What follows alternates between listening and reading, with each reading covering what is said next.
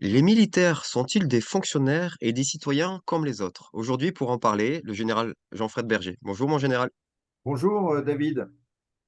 Alors, si mes souvenirs sont bons, les militaires ont eu le droit de vote après les femmes. Les militaires ont le droit de voter, mais les militaires ont pas tant que ça le droit de s'exprimer, j'ai l'impression. Est-ce que les militaires sont des citoyens comme les autres? Alors, bonjour David et merci pour cette excellente question.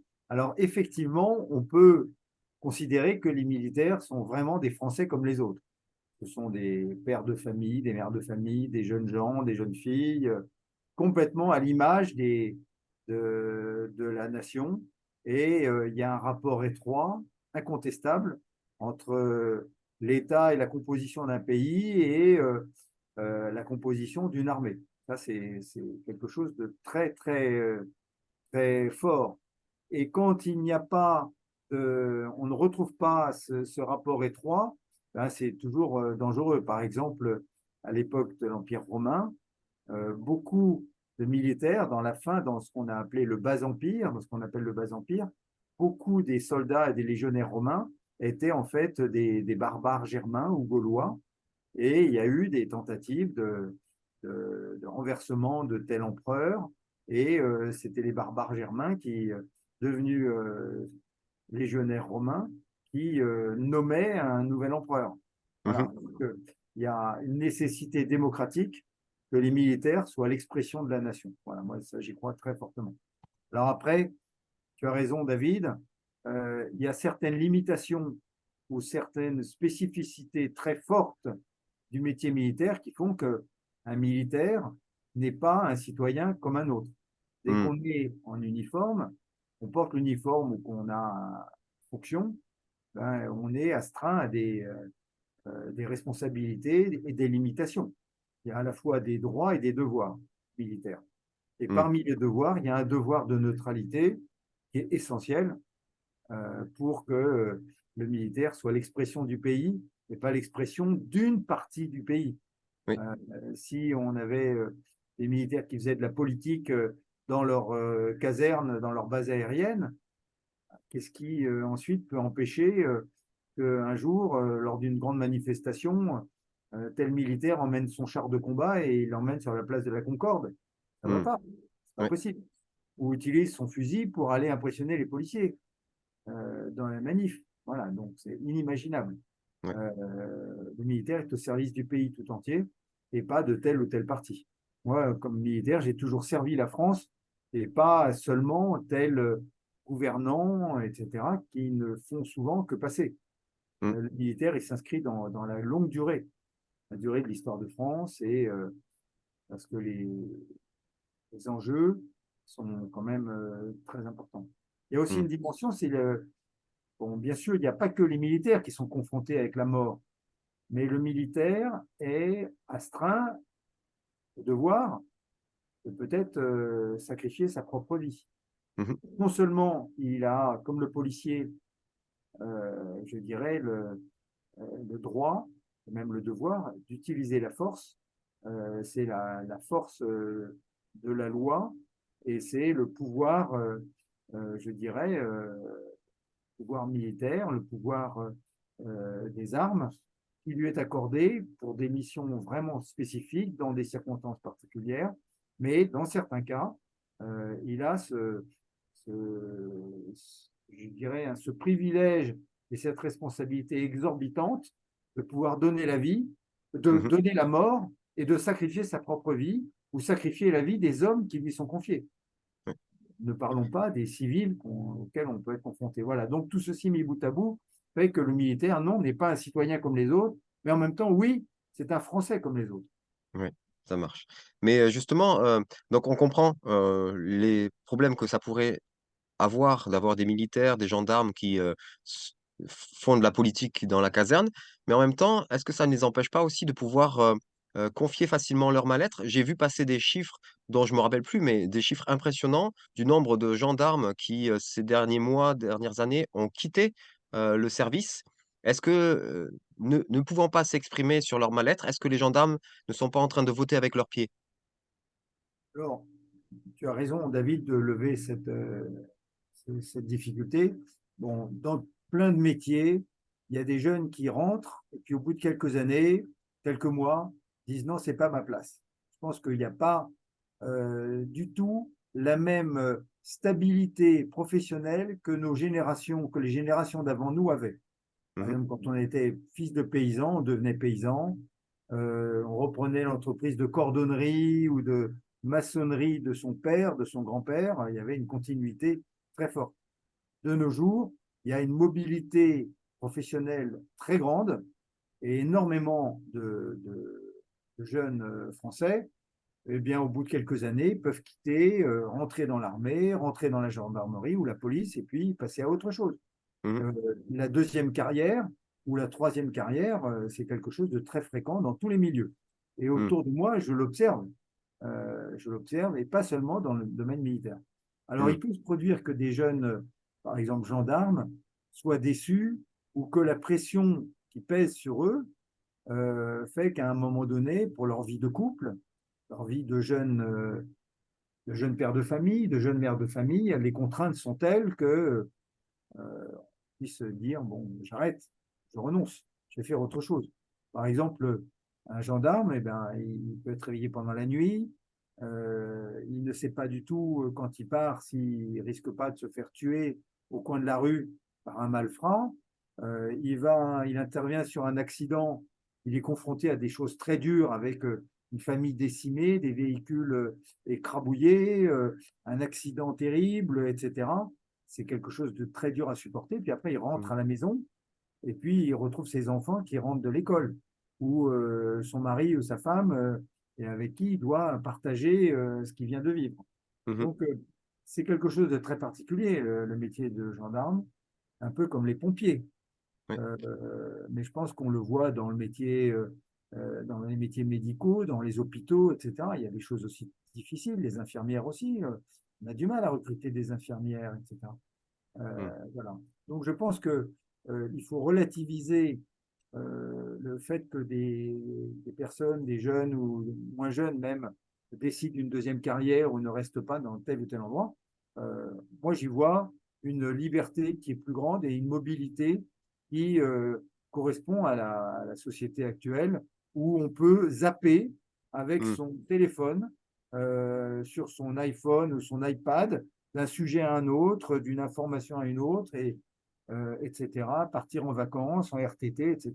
Voilà. Mhm. Vous l'avez dit tout à l'heure, il y a de la place pour une deuxième, voire une troisième carrière.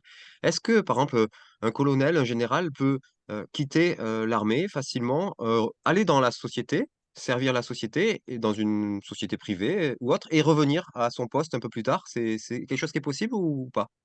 Alors, la mobilité professionnelle, d'abord, est parfaitement possible. Il y a des militaires, une fois qu'ils sont de carrière, hein, une fois qu'ils sont de carrière, peuvent se mettre en disponibilité pendant quelques années.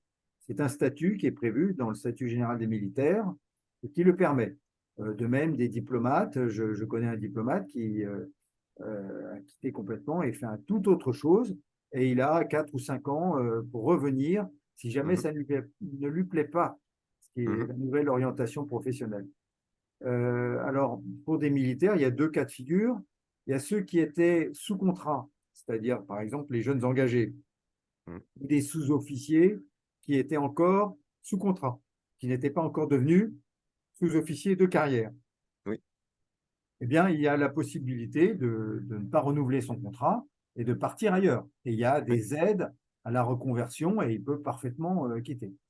Après, il est difficile de revenir vers l'institution militaire quand on s'est interrompu. Ce n'est pas Mhm. impossible, mais ce n'est pas facile. Pour deux raisons. Il faut avoir gardé à la fois la flamme et deuxièmement, avoir gardé le niveau physique, Mhm. l'aptitude médicale. Euh, les années ayant passé, quelqu'un qui a quitté, s'il doit revenir, il retrouve le même grade qu'il avait avant et il retrouve des camarades qui, eux, sont montés au-dessus de lui. Mhm. Ce n'est pas très facile, mais c'est Ouais. possible. Et puis enfin, tu évoquais les colonels ou les généraux, ben, effectivement, et même des lieutenants-colonels, des commandants, des capitaines, des adjudants-chefs.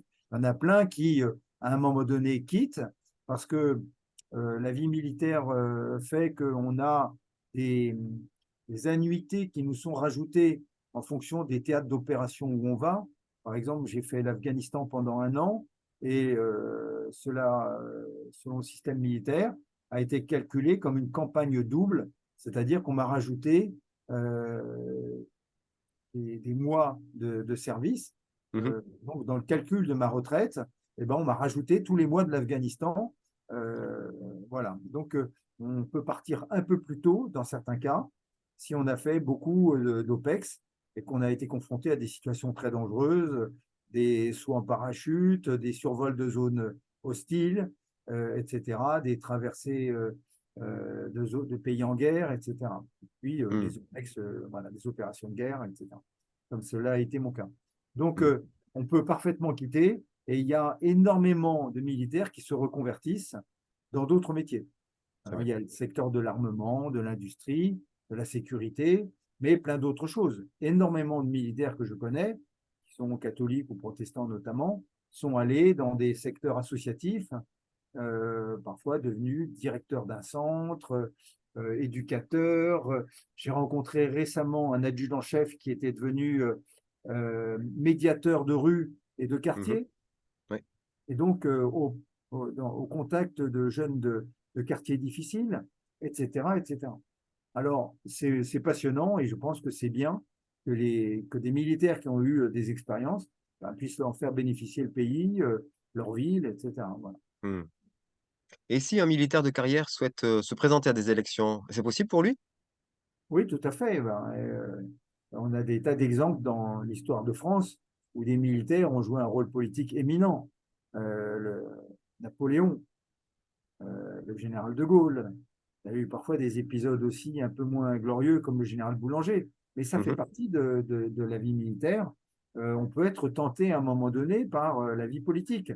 Je pense qu'il est très important de bien séparer les convictions politiques de l'un ou l'autre et ses responsabilités de militaire et de chef Mmh. militaire. On ne peut pas admettre qu'un chef militaire devienne d'un coup le concurrent politique du député local. Il faut vraiment quelque chose de. On ne peut pas être les deux en même temps. Du coup, comment ça se fait concrètement? Eh Si, ben, si un colonel veut devenir justement candidat face aux députés, il se met en du coin, disponibilité. il Il se met en demande d'être mis disponibilité. en Donc c'est comme s'il disponibilité, il quitte l'armée? en quelque sorte, et en tout cas, c'est mis en pointillé.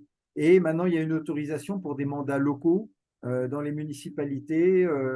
Et donc, on a et actuellement, il me semble que dans le gouvernement actuel, il y a quelques officiers subalternes, il y a une capitaine qui est devenue députée, etc. Il y en a quelques-uns, quelques-uns, il y en a toujours eu. Mmh. Après la guerre de 14 et après la guerre de 40, il y a eu pas mal de militaires qui étaient devenus des députés à l'Assemblée nationale. Certains deviennent des sénateurs. Cela se produit régulièrement.